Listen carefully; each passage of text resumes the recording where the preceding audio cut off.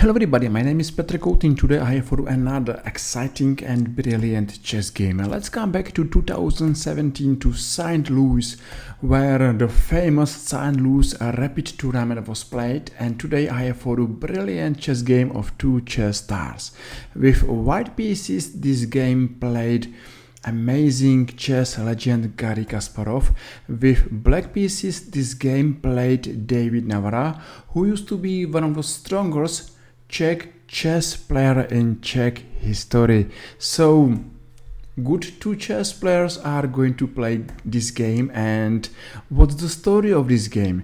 The story of this game is that Garry Kasparov is going to outplay his younger chess opponent David Navara, and he will stay really close to victory. But unfortunately for him, everybody knows that chess game is the game of the last mistake, and the last mistake or the last blunder is, unfortunately for Garry Kasparov, his blunder. And David Navara, after tough defense, strong counter-attack and counterplay, is going to beat Garry Kasparov, and that's probably the biggest and famous victory against Garry Kasparov. So that's the story of this game, and now let's speak about this game. Let's see some interesting chess variations, and maybe let's be better chess player, because I'm absolutely sure that these types of chess games are the best games for our chess improvements. So Garry Kasparov with white and David Navara with black pieces h5, and I am absolutely sure that we are still in the middle of the long chess theory. But what is nice is this move f5. Idea behind this move you will see during all game, because even white is going to lose a pawn. Yes, pawn is important, and nobody is happy to play position with pawn down.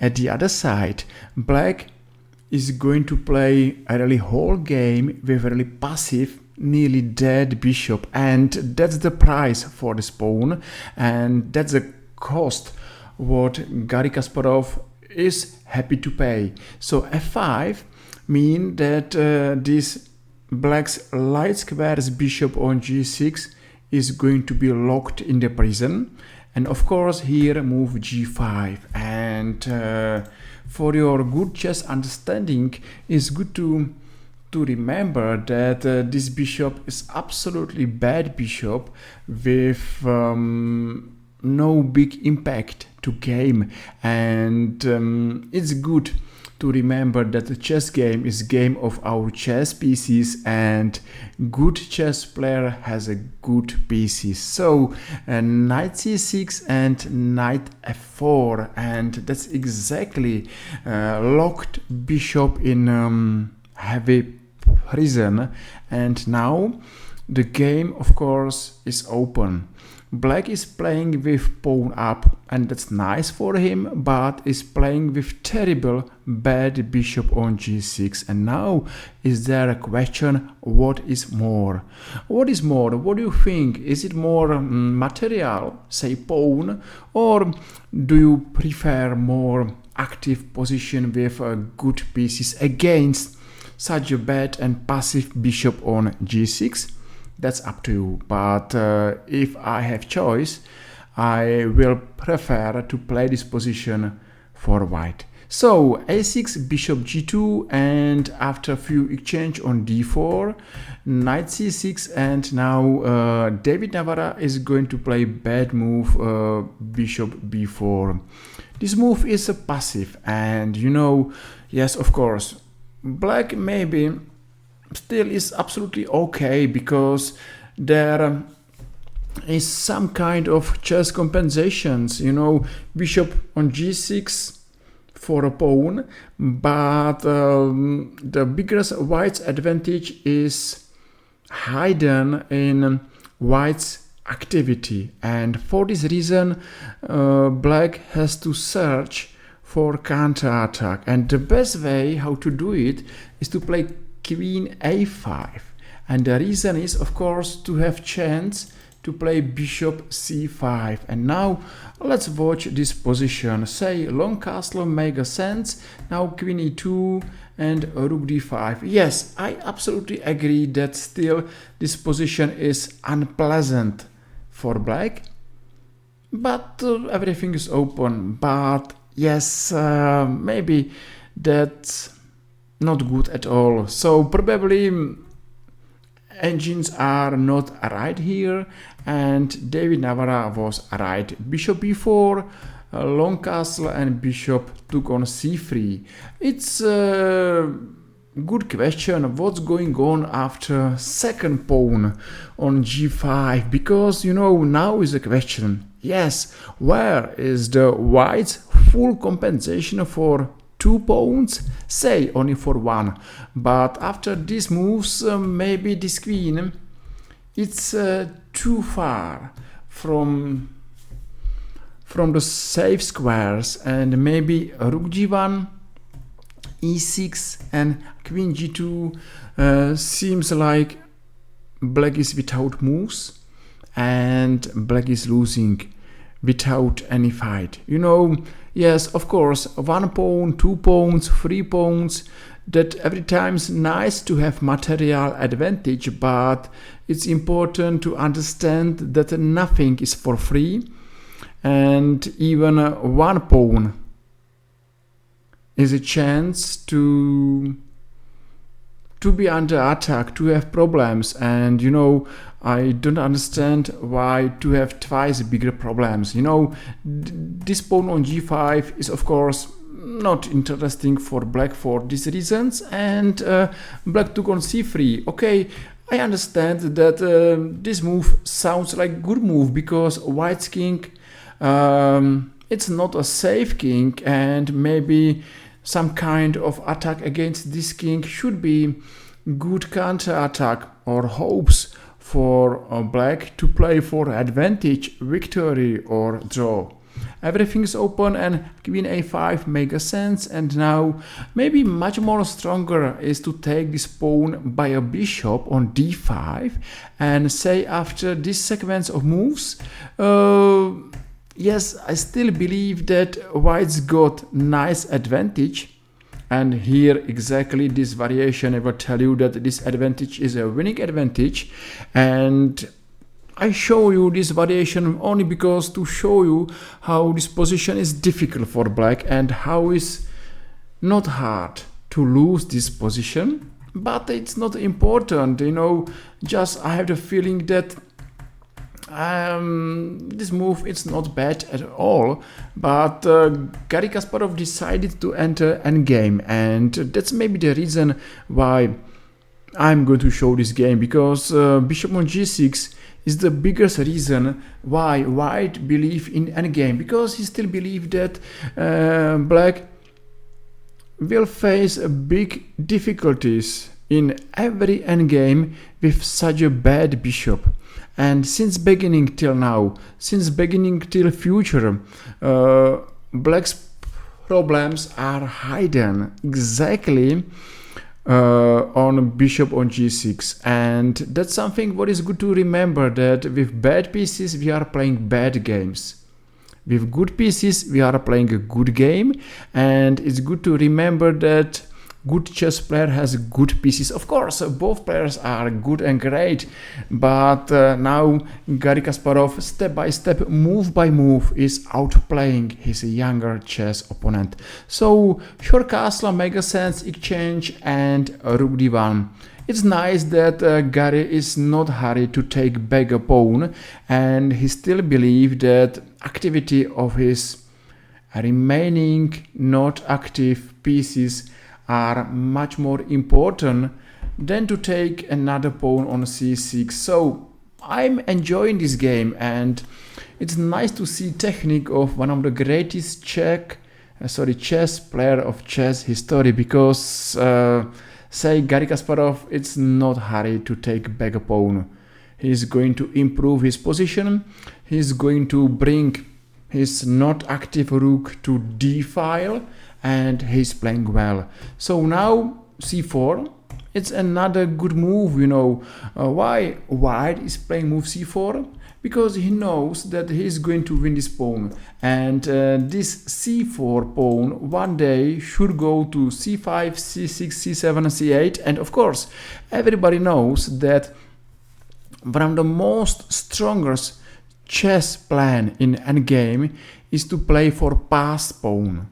And of course, if you have pass pawn, you have to push your pass pawn. And now Garry Kasparov is going to push c4 pawn because he believes that this pawn is going to be pass pawn, and he's right. So after rook d8, rook d6, and now Garry took on c6. So now he's playing for a victory. He has nice advantage. Still, let's understand that the bishop on g6 has a big difficulties and short life, and you know that's the biggest reason for black, why black has difficulties. Just I'm going to make a small change. If I'm going to bring this bishop to e4, or maybe black is absolutely fine, but small different, and we are back in our game.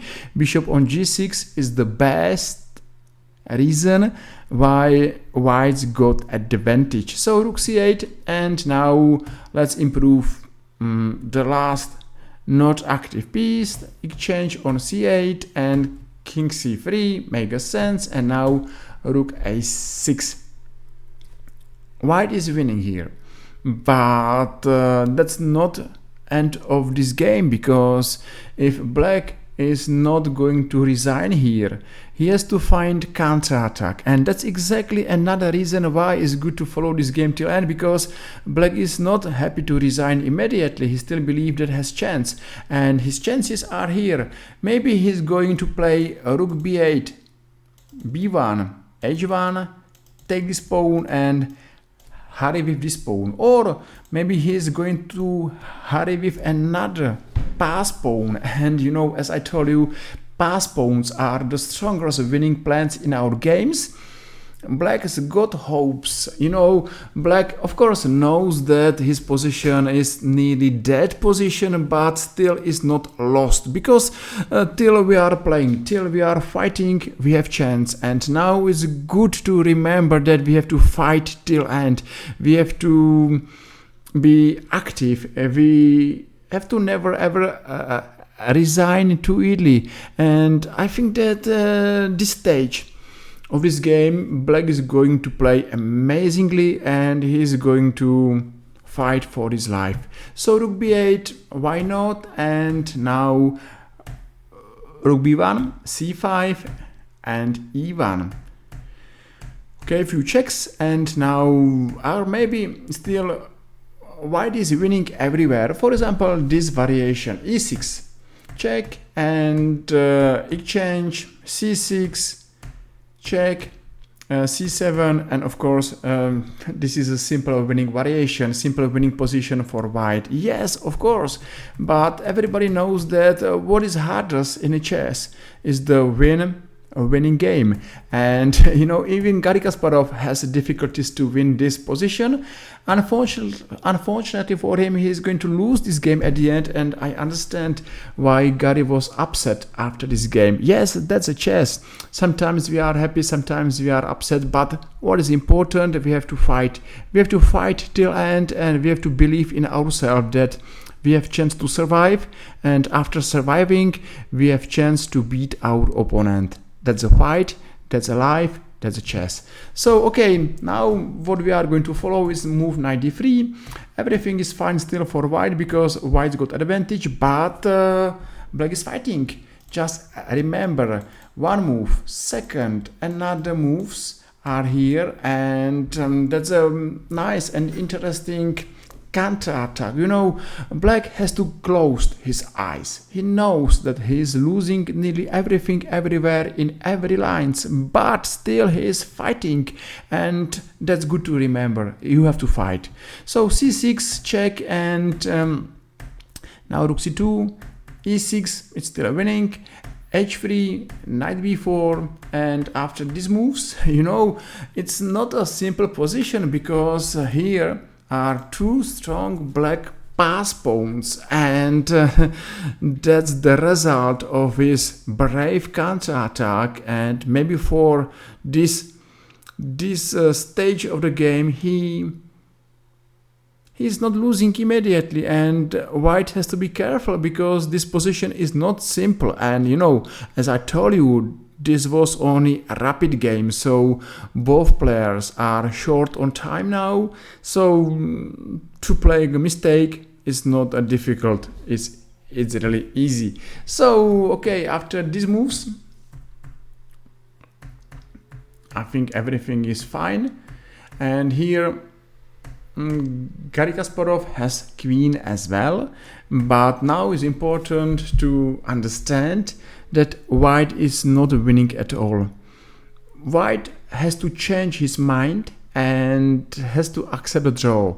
And here is a draw because check on c7 is a variation and leading to draw. So for example here is a check, check, check.